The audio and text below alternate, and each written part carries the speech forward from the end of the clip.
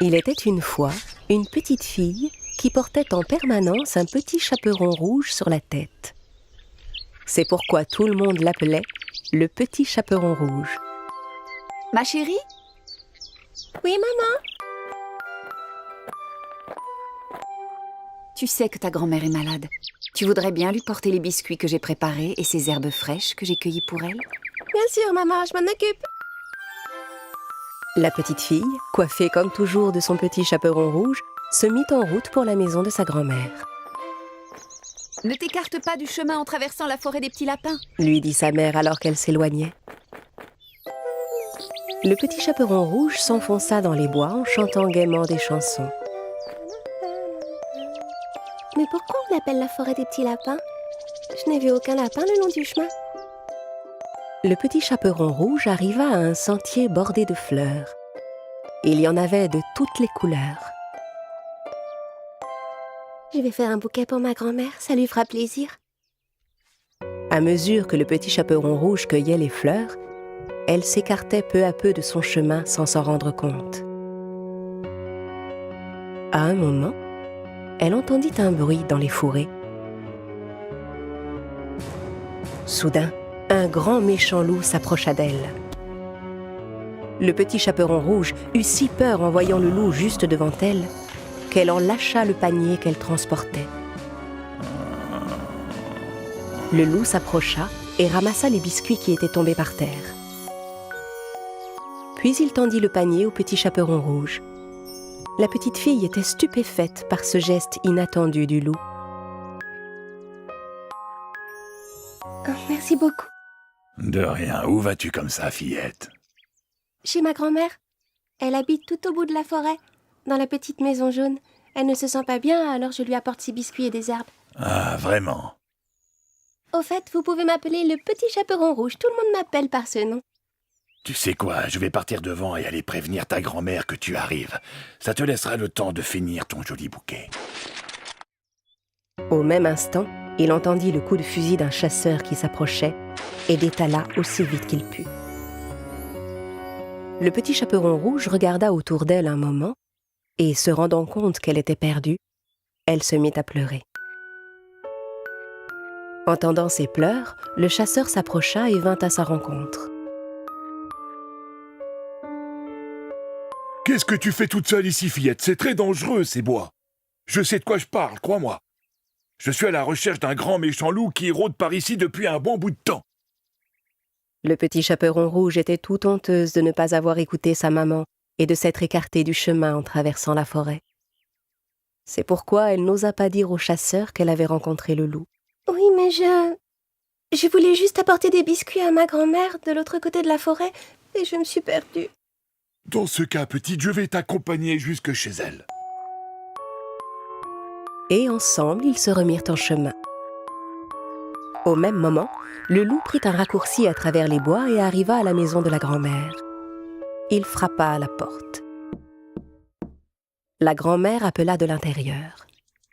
Qui est là? Le loup transforma sa voix. C'est moi, grand-mère, le petit chaperon rouge.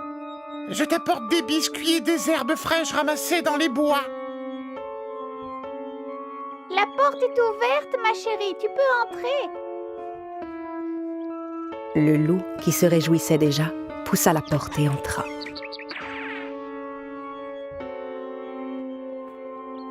Quelques instants plus tard, le petit chaperon rouge et le chasseur arrivèrent à leur tour. « Maintenant va, ma petite. Cours vite retrouver ta grand-mère à l'intérieur. » Le chasseur reprit sa route de son côté.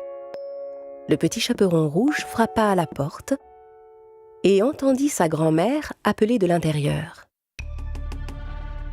Qui est là? C'est moi, grand-mère, le petit chaperon rouge. La porte est ouverte, ma chérie. Tu peux entrer. Le petit chaperon rouge hésita un petit instant. La voix qu'elle entendait lui semblait un peu différente de celle qu'elle connaissait. Puis elle se rappela que sa grand-mère était malade. Si grand-mère a une drôle de voix, c'est sûrement à cause de sa maladie. Le Le petit chaperon rouge poussa donc la porte et entra. Le loup était allongé dans le lit, déguisé en grand-mère. Comme il avait pris soin de tirer les rideaux, il faisait sombre dans la pièce. Avec son bonnet de nuit et ses lunettes, le petit chaperon rouge ne pouvait pas le reconnaître. Comme c'est gentil, ma chérie, de t'être donné la peine de faire tout ce chemin pour m'apporter de quoi manger. Viens par ici que je puisse te prendre dans mes bras. Allons, mon enfant, approche-toi un peu plus près. Le petit chaperon rouge déposa son panier par terre, mais n'osa pas s'approcher trop près du lit. Sa grand-mère lui paraissait vraiment changée. Grand-mère, pourquoi as-tu de si longs bras? C'est pour mieux pouvoir t'enlacer, mon enfant. Grand-mère, pourquoi as-tu de si grandes oreilles? Eh bien, c'est pour mieux t'entendre, mon enfant. Mais grand-mère, pourquoi as-tu de si gros yeux? Mais voyons, c'est pour mieux te voir, mon enfant. Dis grand-mère, pourquoi as-tu des dents pointues? Allons, ça va de soi, c'est pour mieux te manger, mon enfant. Le loup sauta hors du lit et se rua sur le petit chaperon rouge. La fillette comprit alors que ce n'était pas sa grand-mère qu'elle avait trouvée dans son lit, mais le grand méchant loup qu'elle avait rencontré en chemin. Heureusement, le chasseur entendit les cris du petit chaperon rouge. Et il se précipita vers la maison. Il entra chez la grand-mère et assomma le loup aussitôt. J'y ai mis le temps, mais je t'ai enfin eu, mon grand méchant loup. Cette fois, tu es entre mes mains. Le chasseur ouvrit le ventre de l'animal et délivra la grand-mère. Merci, monsieur le chasseur, vous nous avez sauvé la vie. Ce n'est rien, voyons. Mais tu dois me promettre qu'à l'avenir, tu ne désobéiras plus jamais comme ça à ta maman, ma petite.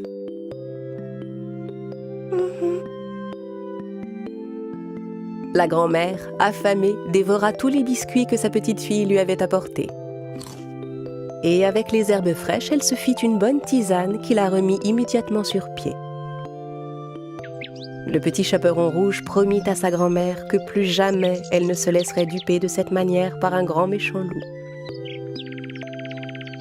La fillette reprit la route dans l'autre sens pour rentrer chez elle, en chantonnant gaiement. En chemin, elle croisa à nouveau le loup que le chasseur avait obligé à nettoyer toute la forêt. En voyant le petit chaperon rouge, le vilain loup eut vraiment honte de ce qu'il avait fait. Et la forêt des petits lapins redevint ce qu'elle était auparavant, pleine de joie, de fleurs et de petits lapins.